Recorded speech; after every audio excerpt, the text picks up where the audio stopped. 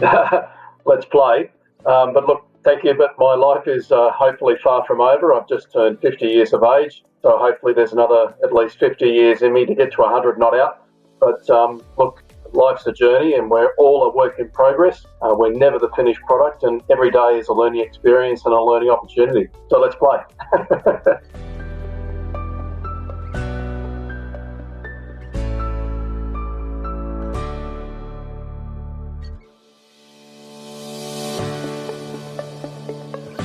HOWZAT for a masterclass from one of the greatest umpires from the field of cricket. Insights Simon Taufel shares is beyond the game of cricket and what he calls as transferable skills. On this episode, we discuss a broad range of topics, the importance of preparation, what makes a great team, and his sage advice on competing with yourself and to raise the bar. We wrap up with Simon calling out on the need to avoid the 4 wastes, which is waste of food, time, talent, and opportunity. Follow your passion, sit back, listen to this wonderful masterclass from none other than Simon Taufel.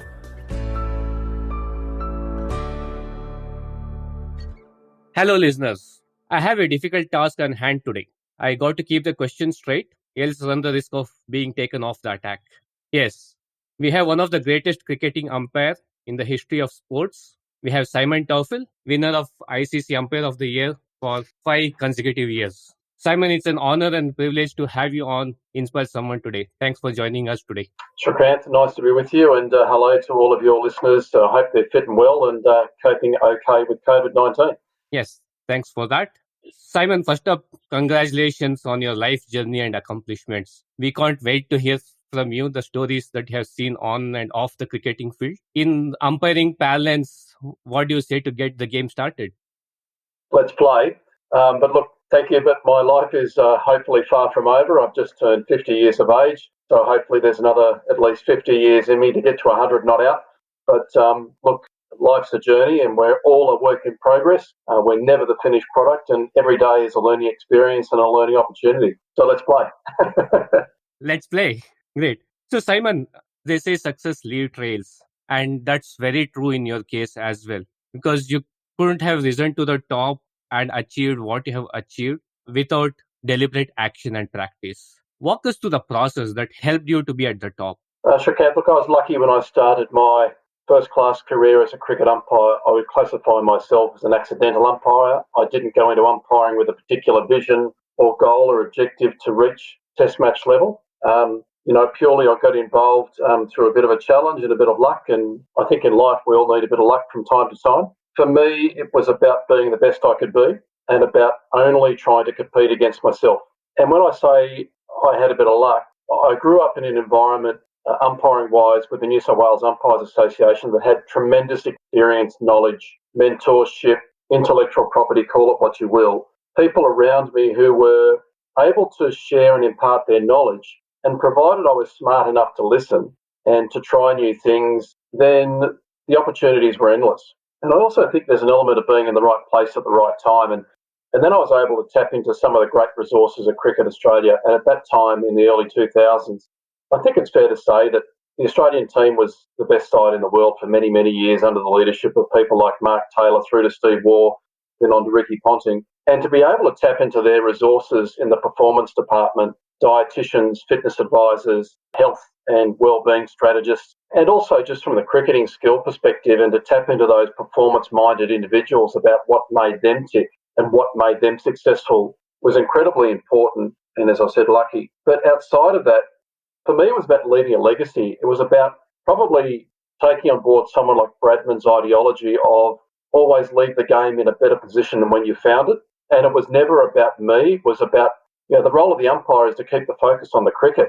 It's obviously to make the right decisions. And when you do things like that, you deliver what the game expects. And as long as you're focused on that and you're not focused on taking out of the game more than you're prepared to contribute, then I think that legacy of trying to leave umpiring in a better situation than when you found it, trying to make it easier for the next generation that follows you, trying to give them a better environment, more resources, better conditions, is a really important philosophy, because it's about leading by serving the game not leading to be the centre of the game. And I think there's a huge difference. And your listeners might reflect on people in the game who like the game to be about them, as opposed to people in the game who are always looking to improve it for generations that follow.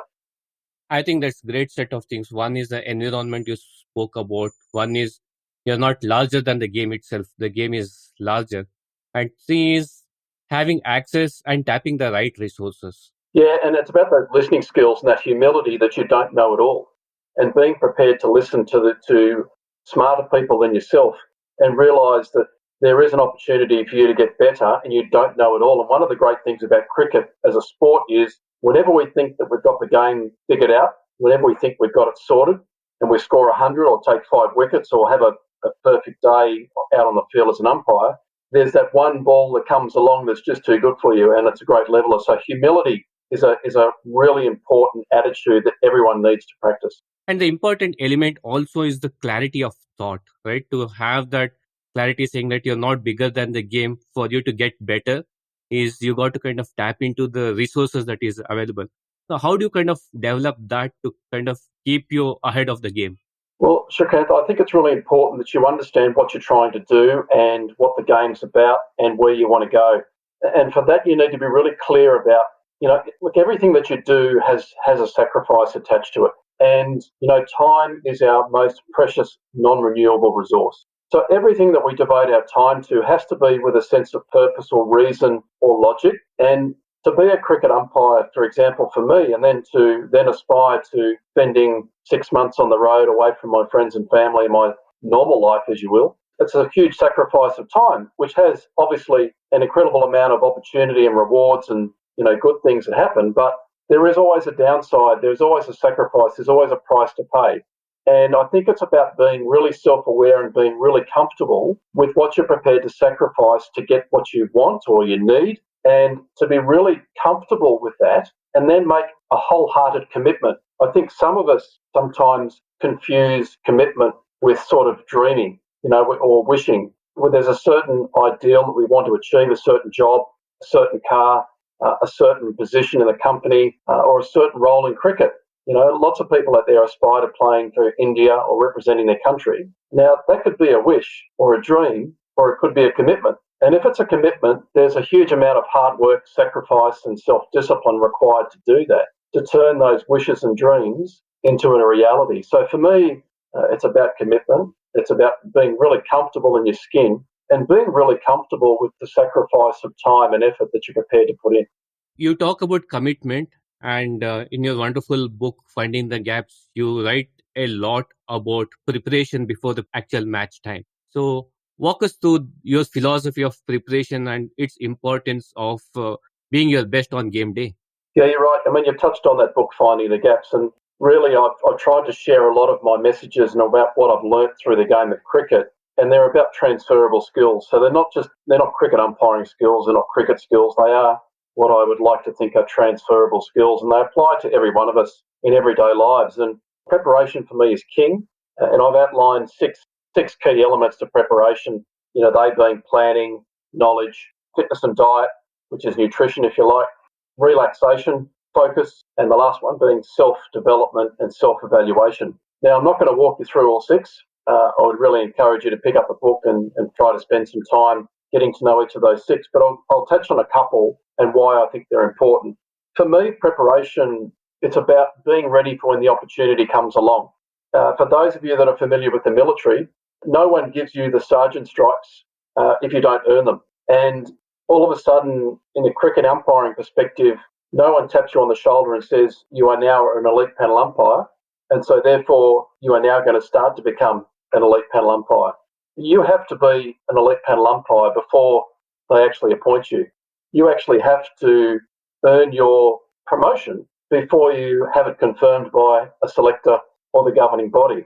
And to that, my message is that if you are aspiring to be in a certain job or to get a promotion or to be leading a company or a group of people for that matter, you should start to position yourself and start to prepare for that now, not when it actually happens. Because when it happens, it's too late.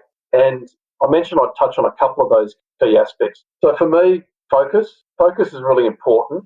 Now, focus means actually going back to the plan that you've written, and the plan that you've written should be really specific, not in terms of long-term goals, but more specific in terms of the short-term goals. What are you going to do every day? What are you going to do every week? What are you going to do every month that moves you towards that longer-term objective? And I mean being really specific with what you do with your time and break it down into really actionable, clear, concise doables. Because unless you're doing those things every day, every week, you're not really moving towards that goal. So focusing on those doables and managing the distractions that stop you from doing those things are incredibly vital. And one thing that is incredibly distracting is the mobile phone, is the Facebook app, is lots of these social media apps that just chew up our time that aren't really productive. And to that point, I really encourage people to manage their time more effectively and focus on realising their commitments, realising their visions through, focus, really pure focus. The other one that I wanted to touch on was self-development and self-evaluation. Why is that important? It's because in cricket umpiring, we self-evaluate after every match. I wonder how many people out there outside of organised sport and probably elite sport actually sit down at the end of their day, at the end of their week, and probably say, okay, how did that go? If I had today over again, what would I do differently? If I had the week over again, what would I do differently? And break it down into three very simple areas. What do I keep doing? What worked? What do I stop doing? What didn't work? And what do I start doing? In other words, what do I have to try to do different to get a better result? And as a cricket umpire, we would commit our self-evaluation to writing all the time. And I would look for trends in my performance, what was working, what wasn't working, what I needed to do differently. And every time I went out to umpire again, I'd start with my self-assessment, my self-evaluation of my last game to say, what am I going to do differently? What do I need to focus on in this match that's going to help me make this match my best game so far? Because it's a continuous improvement cycle, and preparation is at the top of that continuous improvement cycle. So, self-evaluation, incredibly important. And I'll just finish with self-development. So in the book, I talk about this objective about trying to be the best you can be and not competing with anyone else, because you don't know how far you can go as an individual. And it's about developing those life skills. It's about punctuality. It's about presentation. It's about clear communication. It's about manners. It's about courtesy. It's about doing the right things when no one else is watching. That defines and develops your own character. And for me, you are who you are 24/7. And so as a cricket umpire, if I go out on a Saturday, I take Simon Taufel Monday to Friday with me. I don't all of a sudden put on the umpire uniform and change into this different personality, this Superman, and think that I have superhuman capabilities to be able to handle conflict, to be able to make the right decision, and to be able to manage, relationships and rapport with the players. So working on those people skills, those skills that you are who you are 24/7, is part of that ongoing preparation. No, wonderful. I think a great bit of nuggets out there. And what I really liked is ritual that you follow, the self-evaluation at the end of the day. Are there any specific examples that you would want to quote by virtue of doing that, how it helped you to kind of improve your own game? Yeah, look, happy to share a couple, but central to that self-evaluation is brutal honesty. And I think everyone who's been successful at an elite level in business or sport has this attribute of being brutally honest with themselves, and then more particularly being brutally honest with their teammates and with their teams. Why is that important? Because unless you are honest about what worked and more particularly what hasn't worked, and unless you acknowledge those shortcomings, then you are closing the door to the opportunity to learn from those mistakes and those shortcomings and to actually improve upon what you're doing. So, for example, when I make mistakes on the cricket field, I share my shortcomings in the post-match debrief with my teammates, and I'm very honest in my self-assessment to myself because it's for me, but it's also for my coaches, and I have to be willing to take ownership of what's not working, take responsibility for what's not working, and that could be anything from a decision on the field. It could be a lack of application on the day. too tired, not in the right space, not connected with the moment. It could be that I've actually spoken to someone in the wrong tone or in the wrong manner, or it could be that I've taken a few shortcuts in my umpiring technique of getting into position or handling conflict between players incorrectly. So brutal honesty for me is really, really key to that area. Thanks for sharing that, Simon. I think let's get closer, which is on the cricketing field. We talked about areas outside of the cricketing field, and probably you had the most envious seat than anybody else. You had the best seat in the ground, right in the middle of action. So being there where the action is, what have you seen as the attributes of a great team? Look, I think I've seen great team performances and I've seen very ordinary team performances. When we talk about teams and we talk about success, I've been lucky to see sustainable success over a period of time because there's been a commitment to excellence. And up front in this podcast, we mentioned the Australian cricket team of the early 2000s. And, look, I think they beat some world records of, I think, winning 17 test matches in a row. And there was a real commitment to excellence. That's the first thing I noticed, that everything that we do and everything that the Team Australia did at that point in time was all about how do we get better? How do we find a way to get better? How do we find a way to keep challenging ourselves? And how do we don't give an inch? Even though we're winning, we want to keep winning. And so there's this attitude of never being satisfied to a certain extent. That has an asterisk or a caveat to it. Well, I won't go into that now, but there is this continued pursuit of excellence and success. And for that to occur, for sustainable success to occur, I've seen some teams at close quarters really have strong discipline around their teams and around their values and around their role in the team, and being able to follow and listen to what the captain says and to know their role and to execute with tremendous commitment and purpose. And I think the successful teams that I've seen, and I looked at, say, the Indian team around 2011 under Gary Kirsten, they were a team that were committed to supporting each other. They were a team committed to putting their hand up when required. They were a team committed to really helping each other out when the chips are down. And, before we chatted about this session, Shrikant, you mentioned the 2011 Cricket World Cup final. And I remember doing the semi-final in Mohali. Yuvraj Singh got out for 0. Virat Kohli, I think, was out for a low score. MS Dhoni scored, I think, maybe 40 or 100, half century or whatever. But those people necessarily who didn't perform well in the semi-final lifted themselves and came up and really stood up in the final. So it's not about a team of champions. It's about a champion team, and it's about everyone taking responsibility and not waiting for someone else to do it. And if they fail one day, well, they're going to try harder the next, and maybe it's their turn to put their hand up the next game. I hope that makes sense. And drawing parallels to that, what can corporate teams learn from sports teams, Simon? Everything. Absolutely everything. Everything from the preparation subject we talked about, right through to resilience, which I call bounce back ability, right through, how do effective teams work? What does that look like? How to improve your culture all the time, how to realise that success only comes from failure. Is that every time we do something, normally we fail to a certain extent, and there is this continuous drive to get better. They can learn about attitude from sport, and particularly in cricket, and I touched on that element of humility. They can learn about leadership in sport, and what does leading a team really look like, and what types of leadership styles work the best, and realise that there's no one style that actually is the right style, but adaptive leadership is really, really important. And they can learn about legacy and about coaching. So there's so many elements to cricket that people, I think, resonate with, but they find it difficult to put into practice in the corporate environment. And that word I've just used, practice. How do corporates actually practice? Cricket teams practice a lot. Absolutely. Umpires, we practice a lot. We make a lot of mistakes off the field in non-threatening environments where it's okay to make a mistake. What are corporates doing to fail and fail and fail and make plenty of mistakes to be able to get better where it doesn't actually have a big impact on their customers or their own staff?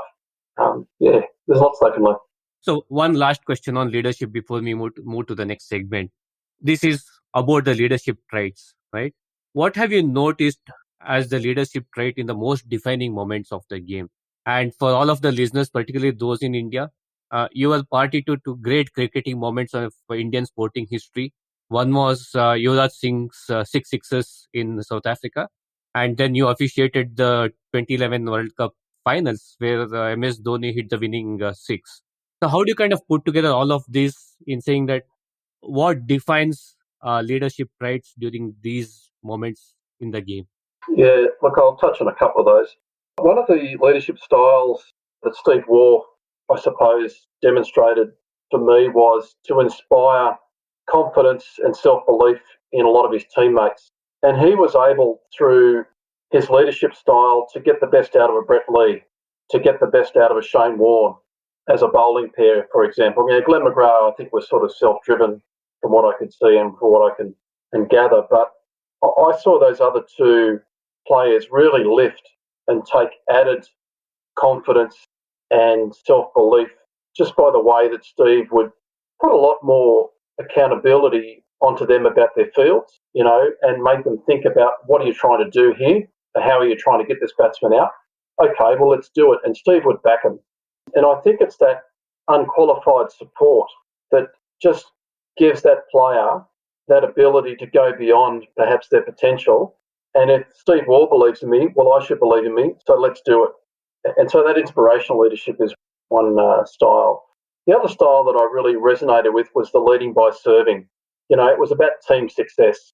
Mark Taylor demonstrated that for me in a number of instances in the games that I officiated with him, where he was prepared to lose the game to win the game.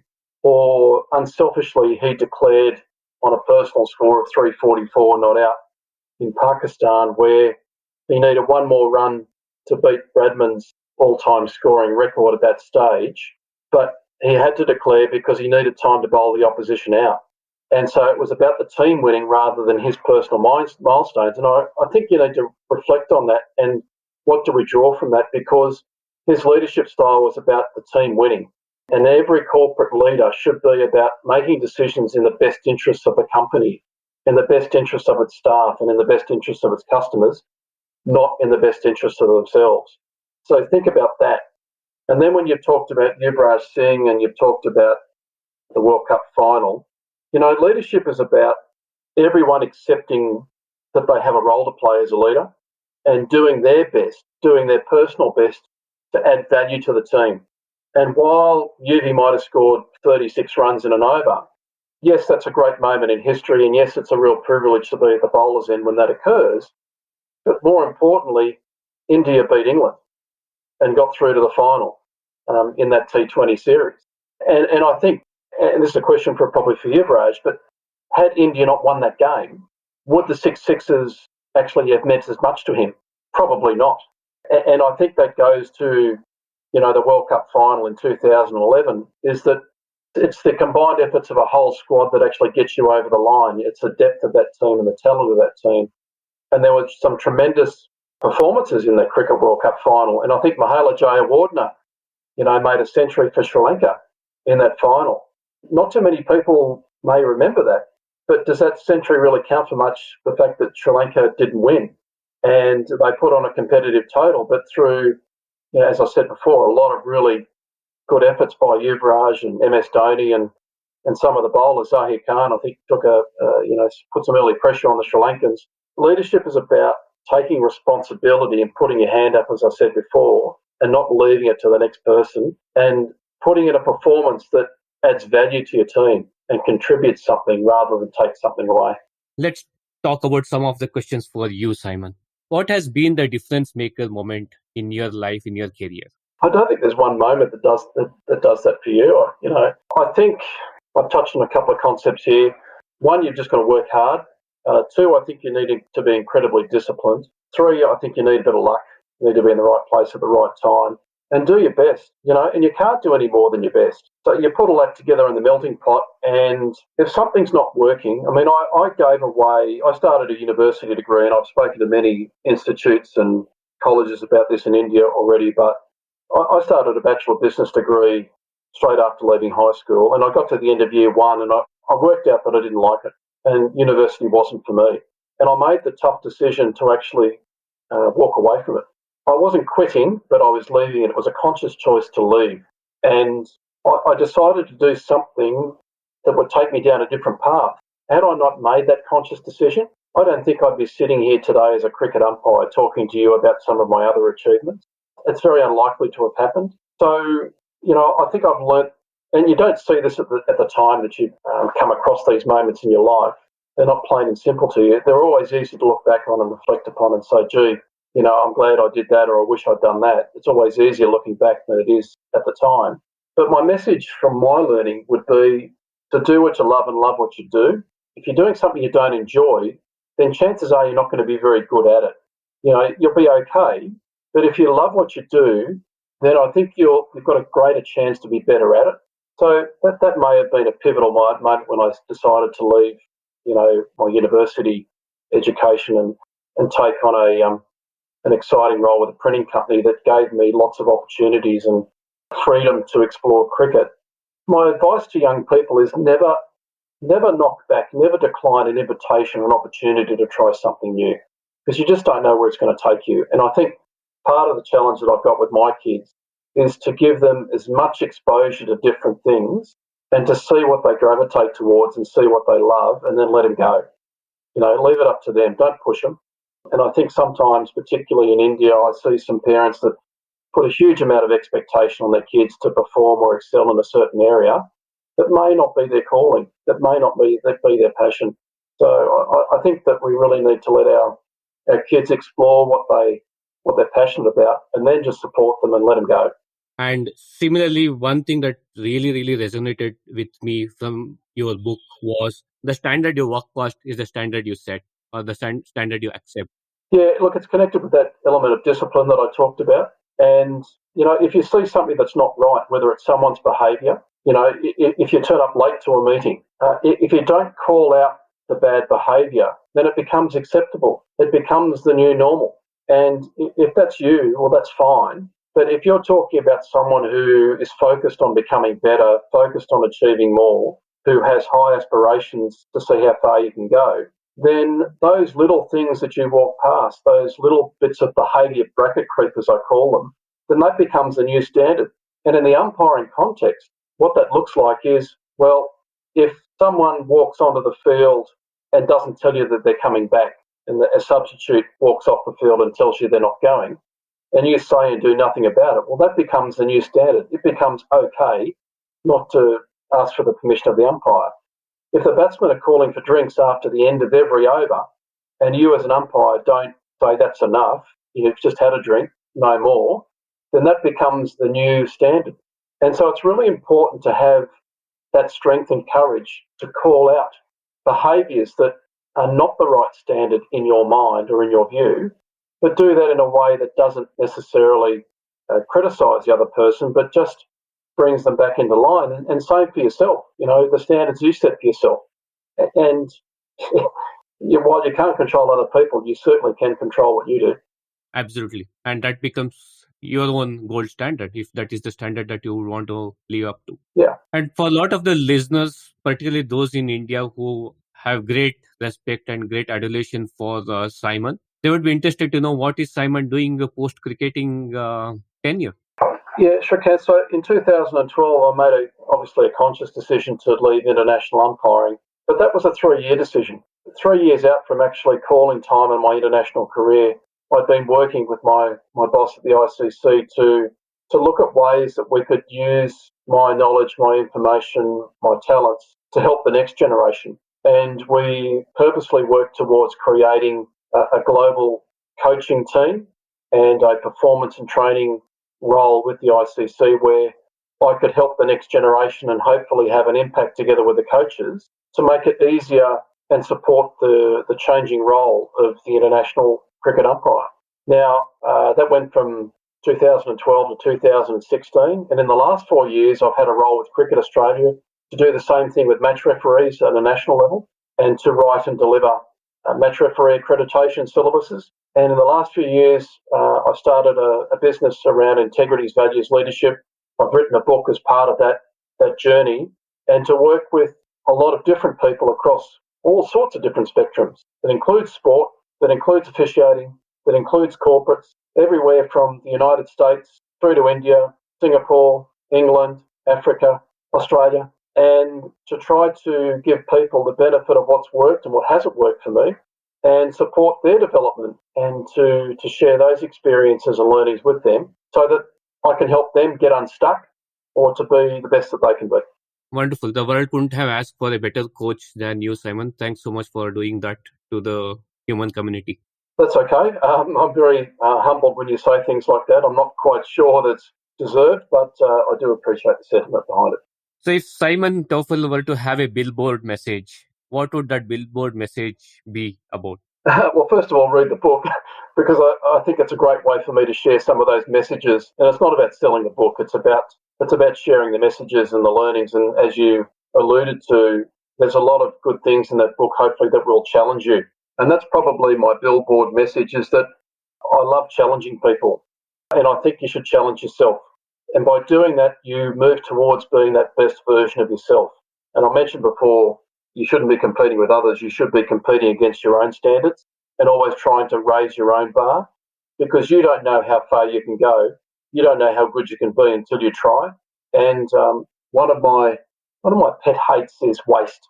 Wasted food, wasted time, but more particularly wasted talent and wasted opportunity.